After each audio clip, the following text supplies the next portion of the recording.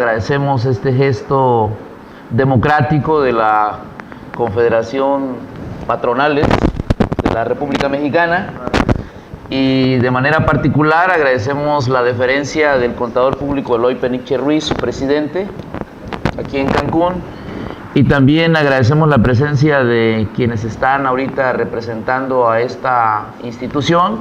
Hay 4 mujeres y 5 mujeres y el resto pues son hombres. Max, ¿cómo estás, Max? Aquí estamos. Pues miren, aquí jalando. El tema de la agenda que nos han presentado, ciertamente nos la hicieron llegar, si la revisamos.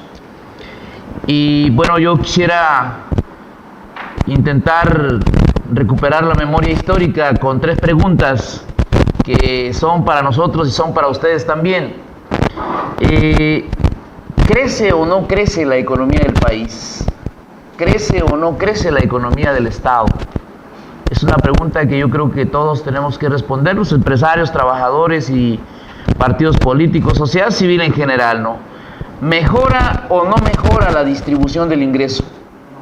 Eso creo que también es muy importante, porque a partir de ello pues se da una opinión en razón del papel que se ocupa en las relaciones sociales de producción. ¿Y el país es más independiente o es más dependiente? Y creo que también es importante decir eso, ¿no? En razón de eso, pues yo diría que nosotros somos de alguna manera fruto de una revolución de la primera década del siglo XX, una revolución social, yo creo la más importante del mundo, con un programa también social, el más importante del mundo, que se plasmó en la Constitución del 5 de febrero de 1917 y que a nuestro juicio, si esta Constitución, si este programa, si estos derechos individuales y sociales se hubiesen aplicado tal cual como lo deseaban, ¿verdad?, los mexicanos que lucharon contra una dictadura de 34 años encabezada por Porfirio Díaz, las cosas fueran distintas. O inclusive yo digo, si por ejemplo la iniciativa tomada por el general Lázaro Cárdenas del Río, que fue yo creo que el que intentó plasmar en la práctica un modelo de país, un modelo de nación, un modelo de patria, un modelo de ciudadano, un modelo de gobierno que respondiera genuinamente a los intereses de los mexicanos. Él fue de alguna manera el que sentó las bases de un modelo estabilizador, un modelo de sustitución de importaciones, y ese propio modelo lo practicaron, yo creo, presidentes de la República hasta llegar a José López Portillo, que posibilitó efectivamente sentar las bases para crear una industria propia, una tecnología propia, una cultura propia, y detonó el campo. Yo creo que creció en ese entonces el campo, la industria pesada, la industria ligera, la industria mediana. Por supuesto que se generó un crecimiento de 6-7% del Producto Interno Bruto, hubieron buenos salarios en ese periodo, un periodo de 42 años.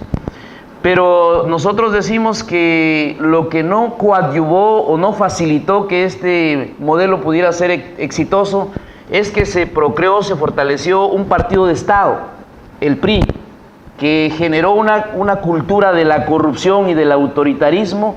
Es decir, hubo un buen modelo económico, pero no hubo un buen modelo político. Y a partir de 1982 a la fecha, que son 34 años, nosotros decimos que se impuso un modelo que acabó con este modelo económico e impuso un modelo que a nuestro juicio es equivocado. Nosotros lo sostenemos como Partido de Trabajo porque abrió las puertas del país de par en par para que viniera el capital internacional a apoderarse de nuestros recursos naturales. De tal manera que en estos 34 años el país apenas ya ha crecido 2.3%, y un crecimiento de esa naturaleza no puede ser orgullo nacional, no puede ser orgullo de ningún empresario, no puede ser orgullo de ningún trabajador. ¿Por qué? Bueno, porque no se ha visto esto traducido, como bien se decía, en una educación de calidad, en la creación de una ciencia y una tecnología propias, no se ha visto esto distribuido en que vaya los mexicanos, todos, incluyendo los empresarios, los micros, pequeños y medianos empresarios, la clase trabajadora, mejore sus condiciones de vida. Tan es así que hoy yo siento que estamos en una situación muy difícil, tan difícil que yo me atrevería a decir que estamos a punto de tener un Estado fallido. Un Estado fallido que no responde a las necesidades, a las expectativas de los mexicanos, y que hay regiones del país donde ya prácticamente las instituciones de nuestro Estado pues han sido permeadas por el crimen organizado, o en su caso por otro tipo de entes que ya no cumplen con la legalidad en este país. ¿Y por qué digo esto? Bueno, digo esto porque nosotros vivimos en un enclave turístico que efectivamente yo creo que el diseño que pudo haberse hecho en un principio fue el de convertir esta región en un detonante de desarrollo que posibilitara la llegada seguramente de mexicanos de todo el país, como así ha sido, o de la región sur-sureste, como así ha sido, pero que fundamentalmente lograra elevar la calidad de vida de sus habitantes, en este caso del estado de Quintana Roo y por supuesto del municipio de Benito Juárez, cosa que tampoco ha ocurrido, porque ha creado desniveles de vida abismales, yo digo paradójicos, ¿no? Hay un Cancún representado no necesariamente por los empresarios mexicanos o por los empresarios quintanarroenses o por los empresarios regionales, sino por empresarios que están allá en del mar o allá en del norte, que efectivamente vienen a invertir y que la plusvalía o las ganancias que le reditúan, las inversiones que hacen, no se quedan para reinvertirse acá. O sea, se van o se quedan en sus países. Yo creo que es importante decirlo, en realidad este debiera ser algo como un tema muy polémico y muy interesante que debieron haber tocado los 7 gobernadores que han pasado en nuestro estado desde 1975 a la fecha, ¿no? Sin embargo, no ha ocurrido así tampoco. Yo creo que se ha hecho de Quintana Roo y de Cancún de manera particular una marca mundial que se va a ofertar al mundo para que vengan a invertir, y sin que haya así como una reglamentación que posibilite que lo que produce la industria turística, que son más o menos unos 25, 30 mil millones de dólares, aquí se produce el 47% de esa industria turística, que serían, yo digo, entre 15 y 17 mil millones de dólares, no se ve reflejado en la calidad de vida de los quintanarroenses. Quintana Roo tiene 400,000 pobres y la mayoría de los pobres están aquí. Aquí en Cancún hay alrededor de 6,000 hectáreas donde están asentados 60,000 familias, que sus condiciones de vida dan vergüenza verdaderamente, ¿no? ¿Por qué? Porque son personas que no tienen las condiciones de la calidad de vida que pudiera ser un salario digno, un empleo digno, la urbanización que pudiera garantizarles el agua, el drenaje, la luz eléctrica, espacios públicos, salud, educación. No hay. Tal vez para algunos sonará un poco altisonante y hasta atrevido el hecho de que yo les esté planteando esto, pero en realidad nosotros decimos, si queremos un Cancún que sea una casa que cubra a todos por igual, que proteja a todos por igual, que dé oportunidades a todos por igual, habría que preguntarnos si efectivamente la clase empresarial, me refiero a la clase empresarial más alta, yo no creo que aquí haya burgueses muy connotados, yo creo que aquí hay micro, pequeña y mediana empresa.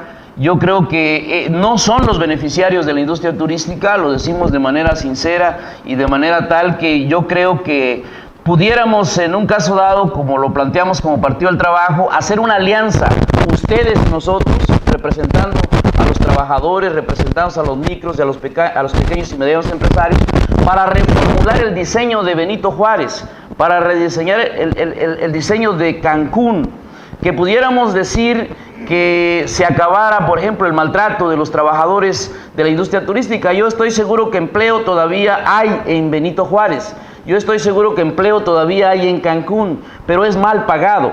Y yo creo que el trato que han dado los empresarios a sus trabajadores no es el más justo. Por lo menos yo lo veo cuando recorremos las regiones y vemos claramente la diferencia que hay entre el Cancún de la zona hotelera, el centro, las regiones y por supuesto los asentamientos irregulares. Entonces, ¿cómo lograr que ese rezago que se ha dado, que es bastante grande, lo podamos abatir. Yo creo que con voluntad política y una toma de conciencia que a mi juicio pudiera traducirse en nombrar gobiernos que efectivamente representen los intereses de ustedes, representen los intereses de los trabajadores, representen los intereses de la sociedad toda, porque también me voy a atrever a decirlo y no es una ofensa, les pido disculpas si acaso piensan ustedes que yo estoy intentando no lastimar su inteligencia y su dignidad. Yo creo que la clase empresarial mexicana, la más alta y la mediana, tiene una falsa conciencia de que piensa que quienes van a salvarlo son el capital financiero especulativo. Yo creo que ustedes representan el capital productivo porque son generadores de fuentes de trabajo, de empleos y debiera ser de salarios dignos y de respeto a la ley de los derechos que tienen los trabajadores. Entonces esa falsa conciencia no permite, ¿verdad?, hacer un cambio en el modelo económico, en el modelo político, en el modelo social y en el modelo empresarial. Esto también quiero decirlo, es algo que también tienen los trabajadores. Más del 95% de la población del país, yo diría que de Quintana Roo, es afectada por este modelo neoliberal. Pero 2/3 partes de esa gente sigue votando por los mismos partidos, por los mismos candidatos de los mismos partidos, que siguen haciendo más de lo mismo. A mí me parece que un estado tan joven como el de Quintana Roo, que tenga más de 22,000 millones de pesos de deuda, es una barbaridad. Tenemos el primer lugar en opacidad, en transparencia, y yo estoy de acuerdo, la verdad es que hay que reglamentar todo, pero para reglamentar todo yo creo que se necesita, vuelvo a repetirlo, la voluntad política, la conciencia social, y que nos dinamicemos y no nos concretemos cada 3 o cada 6 años a ver a la democracia nada más con nombrar a nuestras autoridades de manera representativa, sino que necesitamos reactivar y dinamizar la sociedad. Es decir, vincularnos con las universidades. Ahí está un pensamiento interesante. Que las universidades, por ejemplo, produzcan profesionistas que efectivamente estén vinculados a las ramas productivas. Porque tenemos una producción de jóvenes universitarios que cuando egresan no encuentran trabajo y andan de taxistas, de taqueros o de cualquier otro trabajo. Y a mí me parece que es indigno. Entonces hace falta una planificación. Hay 15 universidades privadas y 4 públicas que a mí me parece que no tienen una planificación. En el tema venía el tema de la reforma educativa, yo también lo vi, creo que es también del interés de ustedes. Efectivamente, yo sí creo que el modelo norteamericano no es nuestro mejor modelo. El modelo europeo tampoco, yo creo que sería el modelo de los Países Bajos, ¿verdad? El modelo chino tal vez, un modelo que a mi juicio ha privilegiado la protección de sus riquezas naturales, la protección de su economía, la protección de sus habitantes, la generación de fuentes de trabajo, empleos dignos, que yo creo que ese modelo, no estoy hablando de socialismo, estoy hablando de una socialdemocracia. Finlandia es uno de los países que está en primer lugar en educación, pero la planificación de la educación aquí se da por parte del Estado, por parte de la iniciativa privada, se incorporan a los padres de familia, se incorporan a los estudiantes, se incorpora a los expertos en educación y el Estado se hace cargo y esa es una sociedad culta, altamente preparada y su nivel de desarrollo y nivel de vida pues está muy arriba por el de nosotros. Entonces nosotros decimos, la reforma educativa que aquí se ha pretendido imponer a la sociedad es una reforma educativa con orientaciones de la Organización para la Cooperación y el Desarrollo Económico, la OCDE, o de Estados Unidos, o del Fondo Monetario Internacional, o del Banco Mundial, que en nada responde a los intereses de los mexicanos. Inclusive no tiene una concepción epistemológica, una concepción filosófica, una concepción pedagógica. Es una reforma laboral punitiva en contra de los maestros, en contra de los trabajadores de la educación. Por eso el resultado que estamos observando. No participaron los sectores interesados en esta reforma educativa. Yo sí creo que un Cancún, un Benito Juárez, que pudiéramos decir que tuviera un gobierno que pudiera darle a sus trabajadores y a sus pobladores, a sus empresarios, condiciones óptimas de desarrollo, tiene que ser un gobierno que practique la democracia participativa, que le consulte a los empresarios de todos los segmentos de las ramas productivas, que le consulte a los trabajadores, que le consulte a sus ciudadanos.